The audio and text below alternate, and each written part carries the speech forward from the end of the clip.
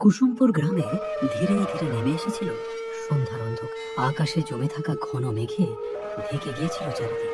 দূরে কোথাও মেঘ গর্জে উঠছিল গুরু গুরু শব্দে। মনে হচ্ছে আর একটু পরে নেমে পড়বে ঝুম বৃষ্টি।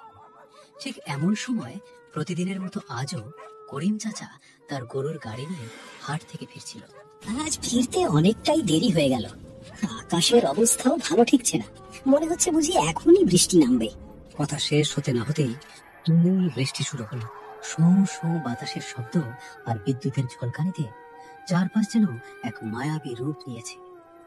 কাদা মাখা পথে গরুর গাড়িটা টেনে নিয়ে যেতে গরু দুটিরও বেশ কষ্ট হচ্ছে। রাস্তা একদম ফাঁকা, চারপাশে শুধু অন্ধকার আর বৃষ্টির শব্দ। কিছু দূর গিয়ে করিম চাচা দেখলো রাস্তার ধারে একটা বটগাছের নিচে একটা একটা লোক দাঁড়িয়ে আছে। তার মুখটা চাদরের আড়ালে ঢাকা। করিম চাচা ভাবলেন এই দুর্যোগে হয়তো কোনো পথিক আটকে পড়েছে। দয়া পরবশ হয়ে তিনি গাড়ি থামালেন। এই ঝড় বৃষ্টিতে বুঝি পথে আটকা পড়েছেন? তা কোথায় যাবেন বাবু? লোকটি নিচু স্বরে শুধু বলল, কুসুমপুর কবরস্থান।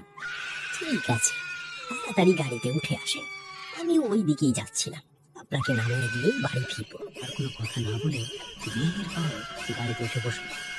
করিম চাচা কিছুটা অবাক হল। গাড়ি চলতে শুরু করল। করিম চাচা একঘেয়েমি কাটাতে কথা বলতে লাগলেন। একটা কথা বলবো বাবু, এই রাত বিরেতে তার উপর এমন ঝমঝমে বৃষ্টি, এখন কবরস্থানে গিয়ে কি কাজ? লোকটি কোনো উত্তর দিল না। কিছু দূর যাওয়ার পর ঝোপঝাড়ের আড়ালে গ্রামের পুরনো কবরস্থানটা দেখা গেল। লোকটি গাড়ি থেকে নেমে ধীর পায়ে কবরস্থানের ভেতর চলে। চাচার মনে খটকা লাগলো। এইরকম ঝড় বৃষ্টির রাতে লোকটা কবরস্থানের ভেতরে কেন ঢুকলো? কেমন যেন একটু অদ্ভুত লাগছে। আমি বরং একবার গিয়ে দেখে আসি। কৌতূহল দমন করতে না পেরে তিনি নেমে পড়লেন আর কবরস্থানের ভিতরে চলে গেল। কবরস্থানের ভেতরটা ঘুটঘুটে অন্ধকার। মাঝে মাঝে বিদ্যুতের আলোয় কবরগুলো ভেসে উঠছে। চারপাশ নিস্তব্ধ, শুধু ঝিঝি পোকার ডাক আর বৃষ্টির শব্দ।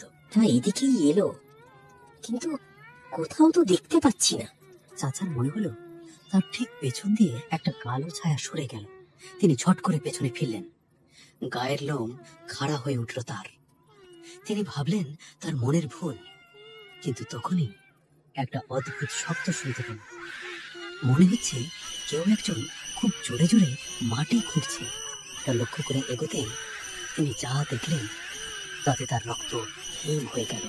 একটু দূরে একটা নতুন কবরের পাশে সেই চাদর মোড়ানো লোকটা তার দুই হাত দিয়ে জানোয়ারের মতো মাটি খুঁড়ছে। হঠাৎ একটা ঠান্ডা হাত করিম চাচার কাঁধের উপর রাখলো। ভয়ে করিম চাচার কলিজা যেন শুকিয়ে গেল। পিছন ফিরতেই তিনি আর্তনাদ করে উঠতে চাইলেন, কিন্তু গলা দিয়ে শব্দ বের হলো না।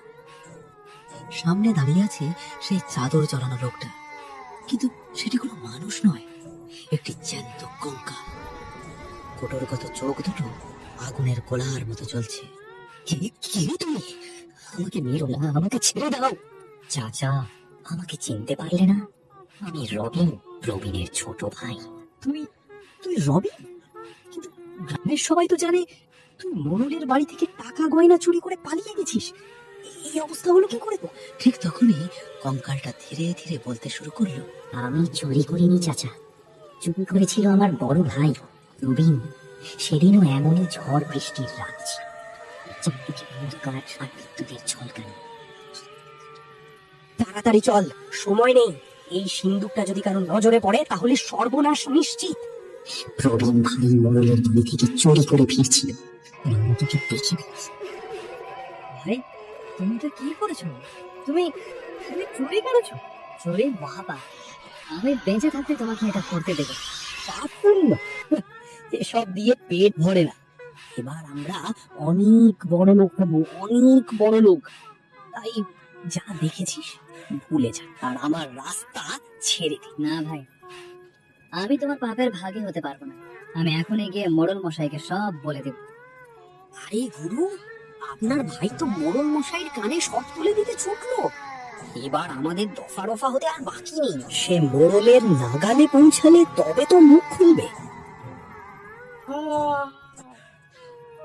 সব লাশটা কবরস্থানে এমন ভাবে পুঁতে ফেলবি যেন কাকপক্ষীও টের না পায়।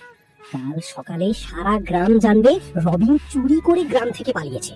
ব্যাস, সাপও মরলো, লাঠিও ভাঙলো না। এখন আমি চলি, কাজটা সেরে আমার সাথে দেখা করিস। তোর পারিশ্রমিক পাওনা রইল।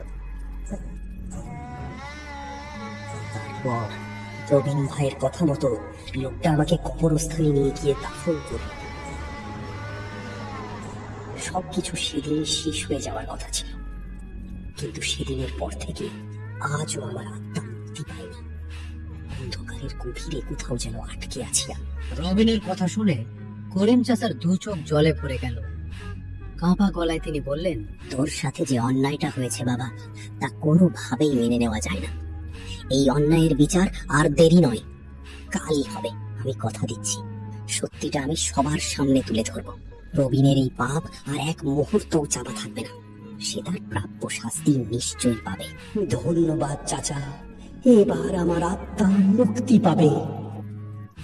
পরদিন সকালে করিম চাচা গ্রামের মোড়ল মশাইয়ের কাছে গিয়ে পুরো ঘটনাটা খুলে বলে। কথা শুনে মোড়ল মশাই প্রবীণকে ধরে নিয়ে আসে আর গ্রামের সবার সামনে তাকে কঠোর শাস্তি দেন, যাতে ভবিষ্যতে আর কেউ এমন পাপ করার সাহস না পায়।